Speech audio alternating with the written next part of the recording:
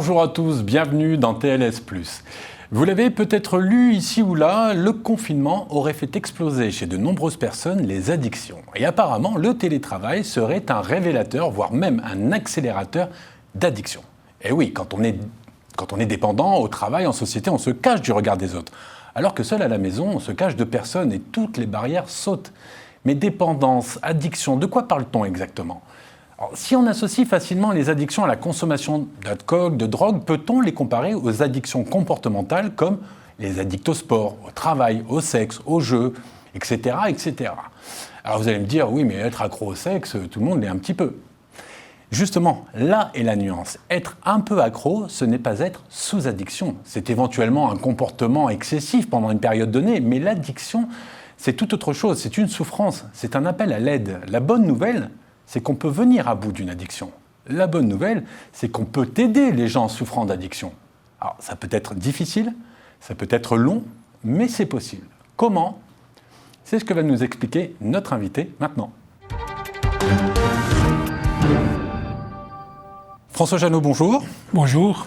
Vous êtes le président de l'association La Santé de la Famille. C'est une association centenaire, même un petit peu plus. Plus que centenaire. Elle a quel âge exactement ? 124 ans. Vous avez été... Ah oui, quand même. Vous avez été reconnu d'utilité publique en 1950, je ne me trompe pas. C'est presque 70 ans. Presque 70 ans. Et c'est une association qui vient en aide et qui accompagne les gens souffrant d'addiction. On est bon jusque-là ?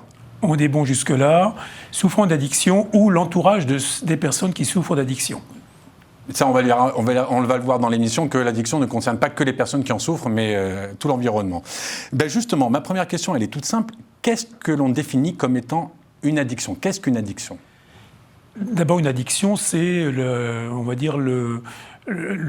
c'est pas le début d'un processus, c'est presque un aboutissement d'un processus de consommation, d'utilisation de services qui, à un certain moment, arrive à un point où on ne peut plus s'arrêter de consommer ou d'utiliser ce service.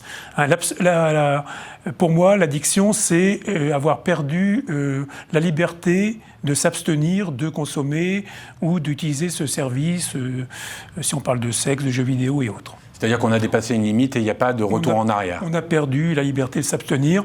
Le mot addict, intéressant, vient du latin addictus, qui veut dire esclave.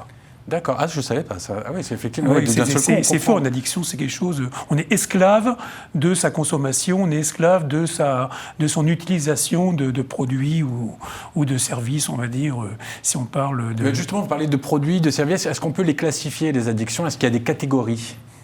On peut les catégoriser par rapport à ce qui fait l'objet de l'addiction.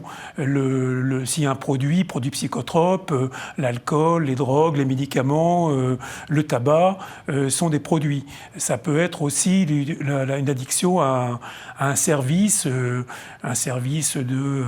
vidéos porno. Ça peut Donc être, c'est ce qu'on appelle les addictions comportementales, les addictions comportementales à un service ou à une habitude. Voilà, c'est comportemental. Ceux qui jouent aux vidéos et ceux qui sont accros au travail, ce sont les mêmes. Ça peut être les mêmes. Ça peut être catégorisé dans la... Alors, mais c'est une addiction quand même, ça fait souffrir, on devient esclave de ce pourquoi on est addict. Alors, nous avons la chance, pendant tout le long de l'émission, nous avons en fil rouge l'intervention du docteur Claude Orcel, qui est un psychanalyste, qui est un psychiatre et qui est un spécialiste des addictions.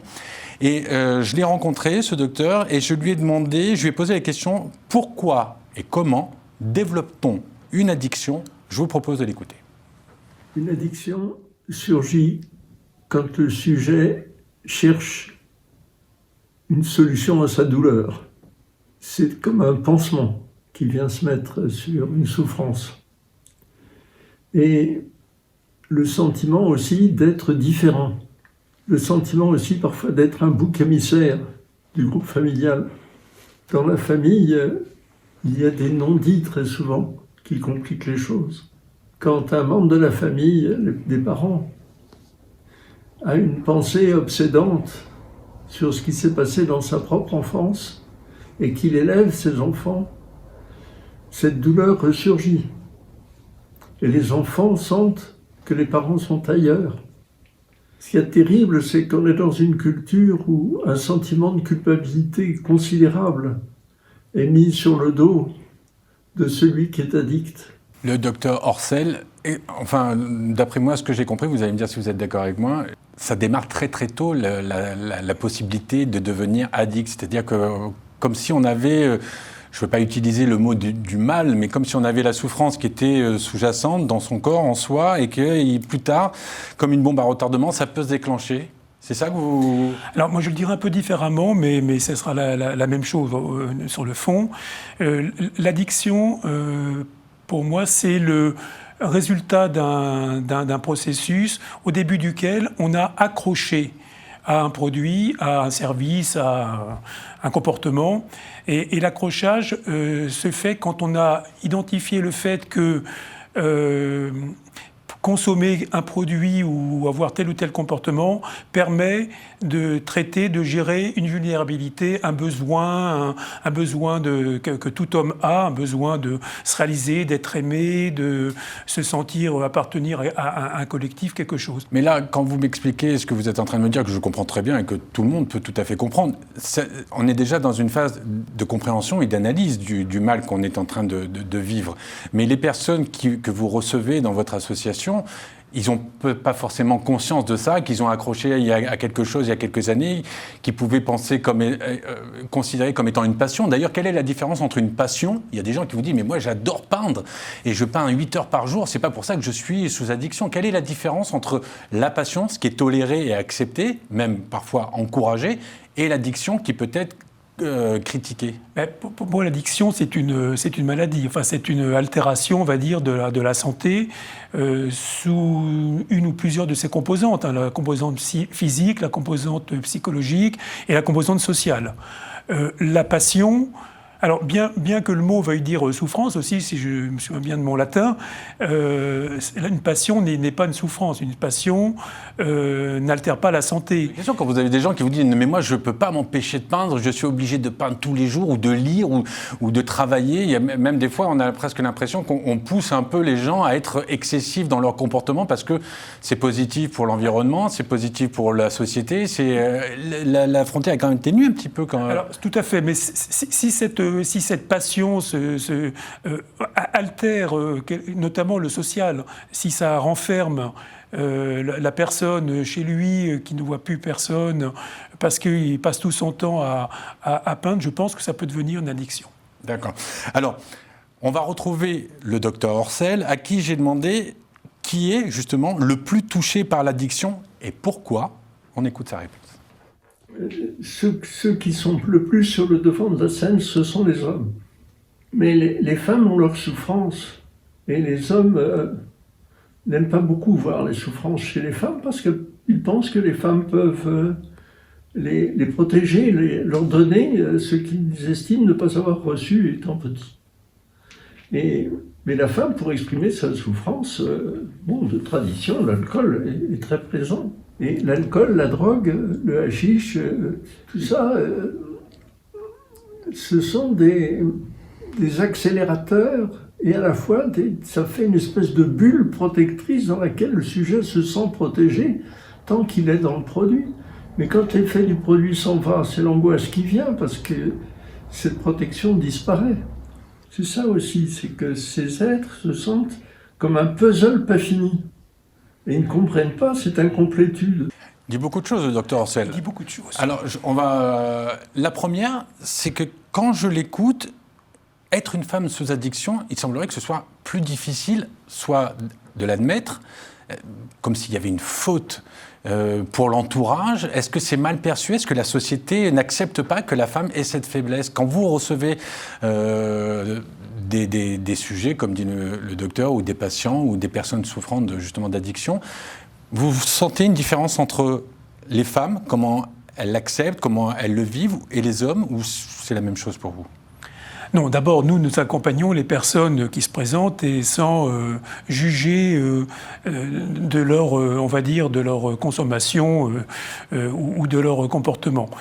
Mais maintenant, est-ce que la société voit... est plus intolérante avec la faiblesse chez la femme ? Notamment quand il s'agit d'alcool, oui, je pense, oui. Je pense. Alors pourquoi ? Parce que, pour parler que d'alcool pour l'instant, l'alcool a encore une image dans notre dans notre pays, en tout cas la France, hein, peut-être pas dans d'autres pays du monde, mais en tout cas en France, l'alcool a plutôt... c'est plutôt l'alcool joyeux que l'on retient, quoi. Et donc une personne qui s'est alcoolisée est une personne plutôt rigolote, plutôt... c'est en tout cas comme ça qu'elle est perçue. Ça continue encore de nos jours. Alors qu'une femme, on voit mal, ça continue encore un peu de nos jours, oui. Ouais. Le tonton Jules qui, lors d'un repas de mariage, raconte des histoires salaces parce qu'il est complètement sous. Voilà, ça fait rire. C'est pas la même chose. Mais la tata Micheline, ça fera pas rire. La tata Micheline, ça fera pas pareil du tout. Il y a une intolérance, peut-être parce que la société pense que les femmes doivent rester, on va dire, toujours respectables et qu'on n'admet pas qu'elles soient devenues, on va dire, addictes, esclaves à un produit psychotrope ou un comportement, on va dire, qui peut être dégradant. Là, on parle des hommes, des femmes, les jeunes. Là, on voit qu'il y a des comportements un peu excessifs avec les mobiles, avec les ordinateurs, avec les applications. Est-ce que depuis quelque temps, vous en voyez arriver de plus en plus? Est-ce que, j'allais pas dire, est-ce qu'il y a des modes, mais est-ce qu'il y a des tendances addictives qui sont en train de se développer de plus en plus? Alors dans notre association, non, puisque pour le moment, on a affaire essentiellement à des gens qui ont utilisé des produits, donc tabac, alcool, drogue, médicaments et autres. Par contre, moi, ce qui m'inquiète chez les jeunes, c'est que leur comportement avec les jeux vidéo, avec les téléphones, etc., ne sont pas, en tout cas, identifiés comme des addictions par la société ou par les parents, ou par... alors que il suffit pour de moi, confisquer un téléphone à un adolescent pour savoir qu'il ne peut pas vivre sans. Oui, mais tout à fait, mais tout comme empêcher un alcoolique de boire. Ouais. C'est mortel, enfin, pour l'alcoolique. Quelqu'un qui est devenu addict à un produit, si on le prive de ce produit ou de ce comportement, on va dire, brutalement, ça peut être et Dr Orcel pour en parler, ça peut être un comportement destructeur ou voire mortel. Enfin, pour l'alcool, c'est mortel. Alors, on parlait d'hommes, de femmes, d'enfants. On a demandé à notre correspondant au Togo, Nicolas Louya, d'aller voir un petit peu comment on vit les addictions, quelles sont les réponses qu'on peut proposer. On regarde et on revient après. Il est peut-être trop tôt d'évaluer l'impact du confinement auquel une bonne partie du monde entier a été contraint pour stopper la propagation de la Covid-19. Il est cependant évident de s'interroger sur ses conséquences directes. En effet, cette mesure aurait fait sentir ses effets, notamment sur les conduites addictives. Ici au Togo, par exemple, quelques cas de personnes addictes ayant replongé dans leur délire durant le confinement ont pu être constatés ici et là. C'est le cas de Ambroise, jeune footballeur et pensionnaire d'une académie de football de Lomé. Accro aux jeux vidéo pendant son adolescence, ses vieux démons ont refait surface lors du confinement. Depuis, il ne se lasse presque plus de sa console de jeu. Il n'y a pas un seul jour où je ne fais pas de partie de jeu avec des potes. Je suis presque devenu accro à la PlayStation et cela dû aussi au confinement parce que je n'ai presque plus d'occupation pendant ces derniers temps, donc c'est la seule occupation qui me donne envie de m'amuser. Comme Ambroise, Blaise, jeune Togolais de 25 ans, a aussi fait les frais du confinement. Didier, dans une discothèque de la place, il a perdu son boulot depuis le début de la crise sanitaire. Inquiet de sa situation, il s'est tourné vers l'alcool pour oublier un tant soit peu ses soucis. J'ai perdu mon contrat depuis l'avènement de cette crise sanitaire. C'est avec difficulté que j'arrive à joindre les deux bouts. Ma situation actuelle est vraiment compliquée. À force d'y penser, je me suis réfugié dans l'alcool. J'avoue que j'en abusais, mais depuis que l'ONG Atlat a commencé à me suivre, j'ai fait d'énormes progrès. Récupéré par l'ONG Atlat, une organisation qui intervient dans la prise en charge des toxicomanes, il reçoit régulièrement la visite d'un psychologue du centre pour un suivi. Cet après-midi, il a rendez-vous avec un des responsables de l'organisation dans cet espace aéré dans le quartier administratif de Lomé. L'un de ses bouteilles d'alcool. Donc lui, ayant perdu son emploi, étant à la maison, étant soucieux, donc il a dû se réfugier dans l'alcool. Et j'avoue que depuis quelques semaines, ses parents ont pu par chance repéré notre association. Ils l'ont conduit vers nous. Donc, actuellement, nous sommes en train de le suivre et j'avoue que ça va. Il est en train de se reprendre. Selon plusieurs organisations de lutte contre les addictions et la toxicomanie, depuis l'avènement de la pandémie liée au coronavirus, il y a eu une recrudescence de cas de comportements addictifs. Cela pourrait donc s'expliquer par des comportements comme l'ennui, le chômage, la misère, l'accès facile aux produits addictifs, entre autres. Là, on voit un exemple typique des effets négatifs du confinement, ce que je disais en préambule, face à l'ennui, face à la solitude. C'est vraiment, vous considérez que c'est vraiment un révélateur, un accélérateur ? Le jeune Blaise disait qu'il était angoissé parce qu'il avait perdu son travail, et ça je comprends, qu'on soit angoissé parce qu'on a perdu son travail. Il a trouvé comme, on va dire, substitut pour aller mieux, comme anxiolytique, en quelque sorte, l'alcool. Et donc le confinement, pour lui, a été destructeur. Alors, heureusement, il est tombé sur une association qui veut bien l'aider à sortir de là, quoi. Et le président de l'association le disait, heureusement, ses parents nous ont trouvés. C'est là qu'on prend conscience de l'importance des parents. La personne en souffrance, elle fait le pas elle-même, ou c'est souvent l'environnement proche qui demande de l'aide? Alors, il y a les deux. Oui. Effectivement, c'est parfois l'environnement proche, les parents, le monde du travail, qui demandent de l'aide. Ils s'adressent à nous, association.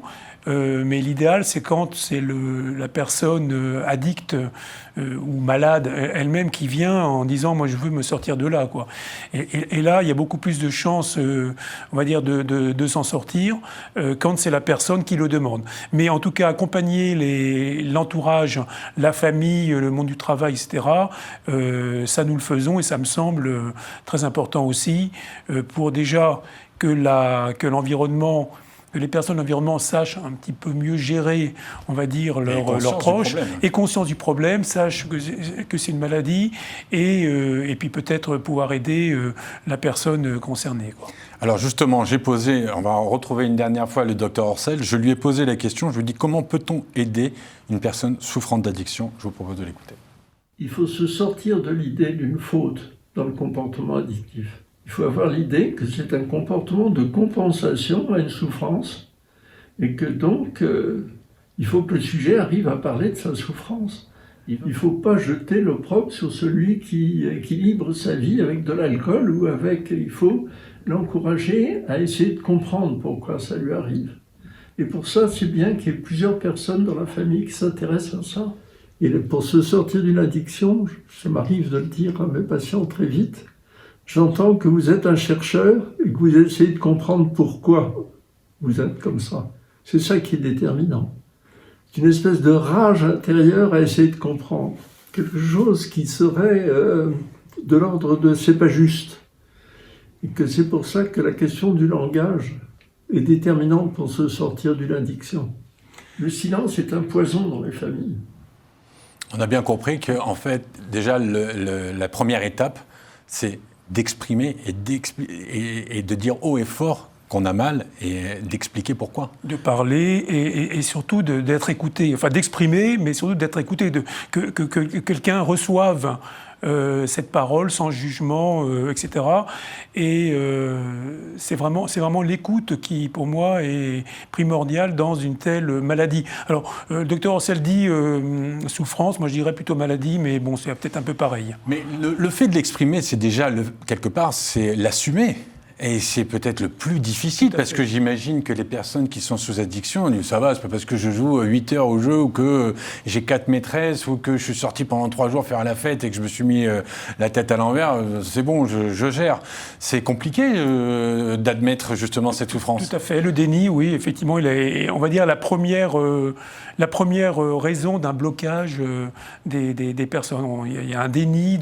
Les gens ne se sentent pas malades, les gens ne se sentent pas addicts, les gens ne se sentent pas esclaves, on parlait d'esclavage tout à l'heure, ne se sentent pas esclaves de cette maladie. Et justement, y a-t-il des environnements plus des personnes plus vulnérables que d'autres qui sont propice à l'addiction? Il y a des environnements sociaux, il y a je sais pas moi, est-ce que quand on est dans une famille nombreuse, quand on vit en ville, quand on vit en campagne, est-ce que vous voyez des différences ou tout le monde est logé à la même enseigne? Mais si la consommation d'un produit, par exemple, ou un comportement qu'on citait tout à l'heure, se fait dans un contexte de fête, de joie, et qui est consommé, ou que ce comportement existe parce que ça apporte du plaisir, ou parce que ça permet de faire la fête, je vois. Il n'y a pas, pour moi, pas de problème particulier, si ce n'est les risques qu'il y a à être trop alcoolisé si on prend sa voiture, etc. Mais par rapport à l'addiction, je ne pense pas qu'on puisse devenir addict parce qu'on a fait la fête, ou parce qu'on a pris du vin à chaque fois avec son Munster ou son Népois, ce qui est quand même bien agréable, il faut reconnaître. Voilà. Par contre, ce qui est problématique, c'est les contextes où des produits ou des comportements sont faits pour un besoin, pour l'effet finalement psychotrope que ça pourra produire chez la personne. Si je veux à chaque fois que je rentre du travail, je suis fatigué et que je sais qu'un verre de vin, un verre de cognac ou je ne sais quoi va me détendre, ça c'est attention danger, quoi. C'est parce que c'est l'effet psychotrope du produit que je cherche. Et là, je risque de tomber dans une addiction tôt ou tard. Alors, ma dernière question, justement, elle coïncide à ce que vous êtes en train de dire. Pourquoi, au lieu de lutter contre, on n'essaye pas de vivre avec? Quand vous me dites aller boire son petit whisky quand on rentre du boulot, histoire de se détendre, quelque part, est-ce que c'est si grave que ça, entre guillemets? Pourquoi diaboliser, condamner, en disant « Ah, c'est pas bien ce que tu fais, tu es dans l'addiction », là où quelqu'un va vous dire « Oui, mais moi, c'est mon petit plaisir ». Alors, je vous ai parlé aussi du verre de vin avec le fromage. Bon. Mais je pense que c'est ce que nous disons dans nos actions de prévention. Enfin, nous essayons de faire réfléchir les gens sur, finalement, qu'est-ce que leur apporte la consommation d'un produit. Est-ce que c'est l'effet psychotrope, on ne parlait que des produits, est-ce que c'est l'effet psychotrope qu'apporte ce produit qu'ils recherchent, l'effet des inhibiteurs, l'effet anxiolytiques, etc.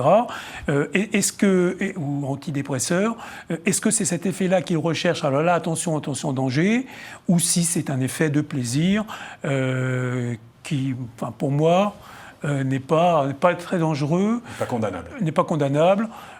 Parce que le jour où on voudra arrêter de consommer ce produit pour avoir du plaisir, on pourra peut-être trouver un autre moyen, on va dire, de se faire plaisir, quoi. Alors, pour le coup, c'est la dernière question. Est-ce que vous trouvez que les problèmes d'addiction, on est assez éduqué? Est-ce qu'on est assez au courant? Est-ce qu'on est assez prévenu et alerté que ce problème existe et qu'il est bien présent dans nos sociétés? Non, enfin, moi-même, en arrivant dans l'association, j'ai appris beaucoup de choses sur les pièges, finalement, sur les risques, sur les pièges que nous tend l'utilisation de produits psychotropes, le vin, l'alcool, l'alcool, les drogues, le tabac et autres. Et les comportements aussi. Hein. Il y a des pièges qui nous sont tendus, et nos actions de prévention, c'est là qu'on alerte finalement sur les pièges qui, si on n'y prend pas garde, nous feront tomber dedans. Alors, François Jadot, l'association, c'est La Santé de la Famille. Si on veut des informations, le site internet, j'imagine. Il y a une permanence téléphonique. Comment on vous contacte? Comment on fait? Vous nous écrivez par mail. On a un site internet aussi, lasantédelafamille.fr, hein, c'est tout simple. Et puis, on vous répondra. Et en fonction de l'endroit où vous vous trouvez, et si vous le souhaitez, eh bien, vous rencontrerez un militant, un adhérent de La Santé de la Famille. François Jadot, merci beaucoup. Merci. TLS+, c'est terminé pour aujourd'hui. On se retrouve bien évidemment la semaine prochaine. D'ici là, comme d'habitude, continuez à vous informer en regardant Télé Sud. Au revoir, à la semaine prochaine. Bye bye.